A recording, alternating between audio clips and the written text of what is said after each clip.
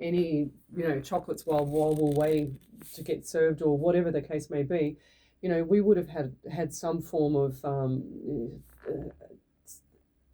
what do you say, like traumatization for the rest of our life. Like you'd have panic attacks at night. You'd have everything. You imagine the families of that. That would have been incredible. And just going back to Bondi Westfield after it happened, I was in studio when it happened. My husband sent me a message and I was on air with the co-host. I didn't even show her because it was so traumatic. I said, why are you sending me this when I'm on radio? Because it's so urgent. So what, you just don't panic. And then when I went back for the first time to Westfield Bondi, I was having a panic attack. It's like, because I had to go there for a job. And I just like, my goodness, this is where it happened. The poor people that were there. What about you, Belinda? No, that one was really scary. And I remember getting on that particular one, all these random videos. Oh, the Christchurch? Yes. No, and even the Bondi one. That's terrible. Yeah, like people, like, I don't know how people are allowed to share this on social media. It's really shocking. Like all the events that happened, even the recent ones. Even the church, I remember here in Wakeley, they were sending it. Yeah. It's shocking. Horrible. Everybody's got their phones on. Everybody's got their cameras on 24/7 pretty much. So the models will just walk around with a camera strapped to their body. The church guy did. He actually literally had It's incredible. It is really bad to even watch the news or even see it live streamed. It's really, really terrible. So we've read that the government was spending 47 million in 2015 to go to 200 counselors trained to go to schools, community leaders, psychologists, former principals, and we're going to follow up on this. Do you see this in the community? Well, that's what we were just saying in the ad break. Where's the evidence of where that $47 million of taxpayers' money was spent? Where did it go? Where's the statistics? Where's the fact and evidence of what happened? Where was the outcome? Because when you spend money, you're supposed to have a report after, aren't you? Just show what the outcome is. That's true. It's like an analysis or feasibility. Has there been more youth activities to support the youth? Can you see anything, Belinda, in the autism community?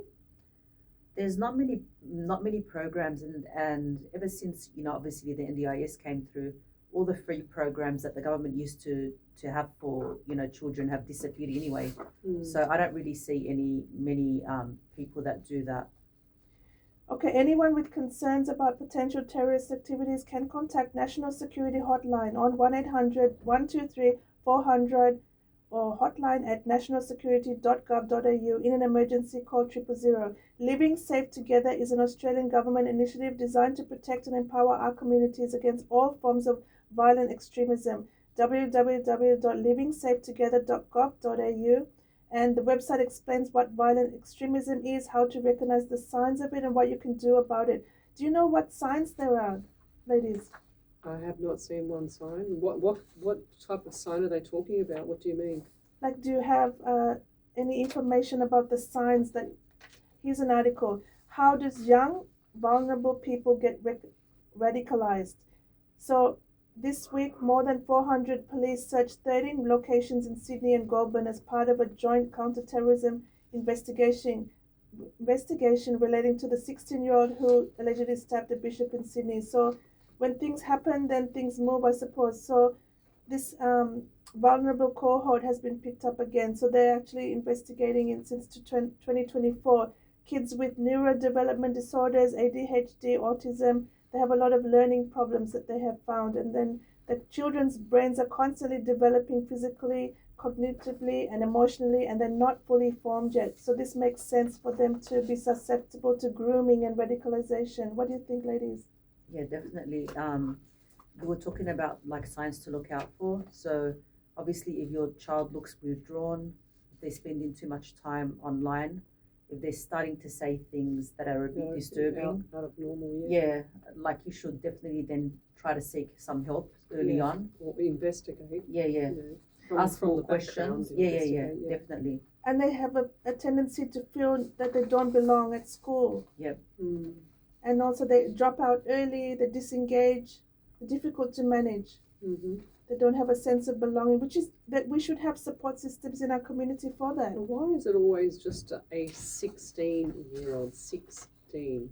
Why? Everything's a 16-year-old for the media. It's not a 17, it's not an 18, It's not a 22, it's always a 16. I notice that number a lot because I do the numerology for my shows, but I just notice it's a 16 and and it just seems a bit odd for that number. Is it to do with their school levels? When they're 16, then you're in 10 and they said, go and find a job, go and leave if you or study. Possibly. Maybe that's the age. Possibly. That's interesting. So there's a lot of research into young people at the moment and the confidence. We need to do more programs to help the confidence. We need to engage them. We need to find these isolated youths. If they weren't on social media all the time, they would have more confidence because they would be able to talk to people and have a bit more social skills. Exactly, and learn communication skills. You know, Definitely. if I go to dinner, there's no way I'm going to sit there with my phone on the table and ignore people or look at my phone. I feel so rude. But then you see families, you go to dinner and you see families with all of them on their phone, not even talking to each other anymore. No. There's no communication. Disconnection. We need to get more activities, make them more interested in doing outdoor activities and communicating. Well, kids don't go and play in the dirt anymore because they might get sick. But that's what builds up their immune system. Yeah. You know, it's a double-edged sword. You've got to get those kids. I remember one of my old boss's wives was a paediatrician, and she said, Leslie, when you have a child, when you have children, she says, make sure you let them go and play in the dirt. I said, what do you mean? She said, well, you need to build up their immune system right from when they're a kid. Definitely. They're bored kids out there. We need to do more to support them. And my auntie was a principal of a high school, and she used to have one saying, a bored kid's a troubled kid. They don't put them into